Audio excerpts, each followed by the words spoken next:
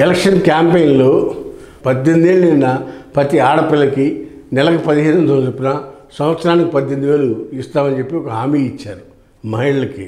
మన రాష్ట్రంలో ఉన్న మహిళలు ఇది ఎలక్షన్ ఎన్రోల్మెంట్ ప్రకారం మహిళల సంఖ్య 2,10,00,000 మంది.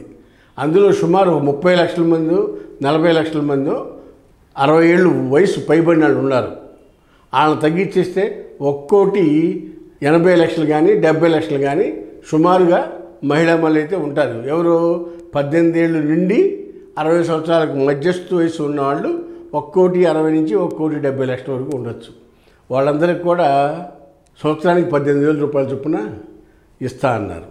ఆడబిడ్డ నిధి అని పేరు పెట్టి అది సంవత్సరానికి 18,000 చొప్పున ఇస్తాం ప్రతి ఒక్క మహిళకి అని చెప్పారు.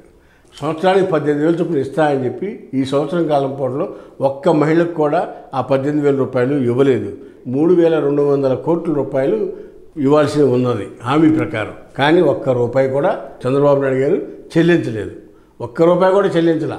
ఒక్క సంవత్సర కాలంలో 3,200 కోట్ల రూపాయలు ఎగనామం పెట్టాడు చంద్రబాబు నాయుడు గారు. ఇది యథార్థమైన గవర్నమెంట్లో ఉన్న డేటా ప్రకారమే. హాయ్ ఫ్రెండ్స్, మా ఫ్యూచర్ టుడే ఛానల్ చూస్తున్నందుకు చాలా థ్యాంక్స్. మరిన్ని లేటెస్ట్ వీడియోస్ కోసం వెంటనే సబ్స్క్రైబ్ చేయండి.